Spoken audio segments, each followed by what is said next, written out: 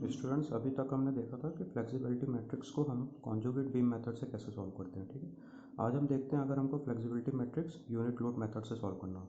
अगर आपको क्वेश्चन देता है कि solve the continuous beam using force और फ्लेक्सिबिलिटी मैट्रिक्स, तो आप कॉन्जुगेट बीम मेथड या फिर जो आज हम डिस्कस करने वाले हैं यूनिट लोड मेथड, किसी से भी सॉल्व कर सकते हैं। ठीक है, तो एक बार फिर से थोड़ा रिवाइज कर लेते हैं कि फ्लेक्सिबिलिटी मैट्रिक्स में क्या होता था। Flexibility of a structure is defined as the displacement caused by a unit force. ठीक है, वहीं स्टिफनेस में क्या होता था कि it is a force develop due to unit displacement, है ना। तो यहाँ पे क्या होता है, defined as displacement caused by unit force.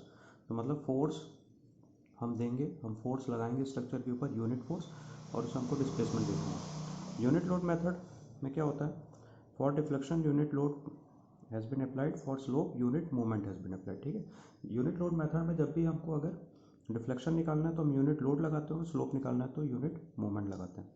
और इसका फॉर्मूला क्या होता है, आपने यूनिट लोड मेथड पहले पढ़ा है स्ट्रक्चर एनालिसिस 1 में। तो इसका फॉर्मूला क्या होता है, डिफ्लेक्शन निकालना है तो डिफ्लेक्शन डब्ल्यू डॉट वाई, यहाँ पे डब्ल्यू क्या होता है, लोड। लोड की वैल्यू ऑब्वियस सी बात है, अगर मैं यूनिट लोड लगा रहा हूँ तो 1 हो जाएगा। तो that is deflection Y equals to 0 to M M M D X upon E I.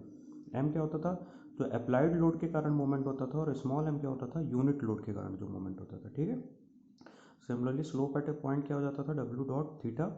W अगर 1 है तो theta equals to 0 to L M M E I upon D X. यहाँ पे कैपिटल एम क्या होता था, वही load due to applied load के कारण मोमेंट, और स्मॉल एम क्या हो जाता था आपका, जो भी यूनिट लोड के कारण मोमेंट है। ठीक है,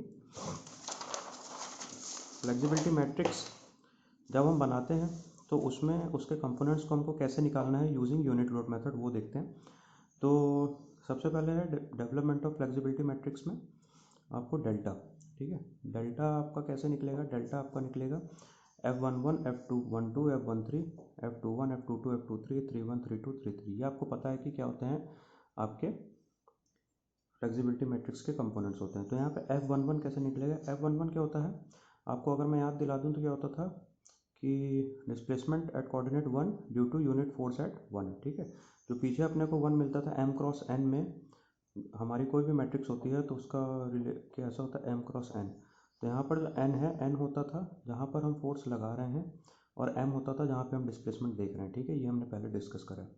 तो F11 क्या हो गया कि मैं फोर्स कहाँ पे लगा रहा हूँ, कोऑर्डिनेट 1 पे, और डिस्प्लेसमेंट कहाँ देखना है, कोऑर्डिनेट 1 पे। ठीक है, तो मुझे इसका कंपोनेंट कैसे याद रखना है, F11 equals to m1 square upon E I. वहाँ पे m1 क्या हो जाएगा, जो मैं पहले कोऑर्डिनेट पे जो यूनिट फोर्स दे रहा हूँ उसके कारण आने वाला मोमेंट। ठीक है, अब F22 देखते हैं। F22 क्या होता है, F22 भी सेम हो जाएगा कि अगर सेकंड कोऑर्डिनेट पे मैं जो मोमेंट, सेकंड कोऑर्डिनेट पे जो यूनिट लोड लगा रहा हूँ उसके कारण सेकंड कोऑर्डिनेट पे आने वाला डिस्प्लेसमेंट। ठीक है, तो F22 की वैल्यू क्या हो जाएगी, m2 स्क्वायर अपॉन ई आई। ठीक है, F33 भी सिमिलर हो जाएगा, m3 स्क्वायर अपॉन ई आई। अब हमने स्टिफनेस मैट्रिक्स के केस में भी देखा है, कॉन्जुगेट बीम के केस में भी देखा है, और मैंने एक बार आपको पहले भी बताया है कि अगर मैक्सवेल रेसिप्रोकल थ्योरम के कारण जो हमारे डायगोनल एलिमेंट्स होते हैं, जैसे F21 F12 F13 F31 F23 F32, ये क्या हो जाएंगे, ये इक्वल होते हैं। तो इस केस में हमको क्या करना है कि अगर मैं F12 निकाल लेता हूँ तो अपने आप मेरे पास F21 की भी वही वैल्यू रहेगी, और F13 निकाल लेता हूँ तो F31 की वैल्यू वही होगी, F23 निकाल लेता हूँ तो 32 की वैल्यू वही होगी। ठीक है, तो F12 या F21 निकालना है तो क्या है, देखो F12 का मतलब क्या है, सेकंड कोऑर्डिनेट पे फोर्स दिया मैंने और फर्स्ट कोऑर्डिनेट पे डिस्प्लेसमेंट देख रहा हूँ। ठीक है, तो यहाँ पे क्या हो जाएगा कि मेरे पास फर्स्ट कोऑर्डिनेट का भी मोमेंट आएगा और सेकंड कोऑर्डिनेट का भी मोमेंट आएगा। सिमिलरली F21 के केस में है कि मैंने सेकंड कोऑर्डिनेट पे डिस्प्लेसमेंट देख रहा हूँ फर्स्ट कोऑर्डिनेट पे दिए हुए फोर्स के कारण। ठीक है, तो यहाँ पर भी m2 है और m1 है, तो यहाँ पे मेरे क्या चेंज हो जाएगा, जो आपका बेसिक रिलेशन होता था 0 टू l क्या होता था, m अपॉन ई आई इंटू टी एक्स, ये होता था आपका basic relation unit load method में। तो m और m, तो यहाँ पे m1 और m2 दोनों m1 m2 आ जाएंगे, क्योंकि हम m1 वन कोऑर्डिनेट और सेकंड कोऑर्डिनेट दोनों के बारे में देख रहे हैं। ठीक है, सिमिलरली F13 और F31 के लिए m1 m3 हो जाएगा, F23 और 32 के लिए m2 m3 यही हो जाएगा। ठीक है, अब ये तो था फ्लेक्सिबिलिटी मैट्रिक्स बनी। ठीक है, पर आपको पता है कि जब हम स्टिफनेस मैट्रिक्स बनाते हैं तो स्टिफनेस मैट्रिक्स को हम कैसे लिखते हैं, P equals to F inverse delta minus del L, है ना, ये डेल एल। ये डेल एल क्या होता था, जो भी अप्लाइड लोड के कारण आने वाला मोमेंट होता था, है ना।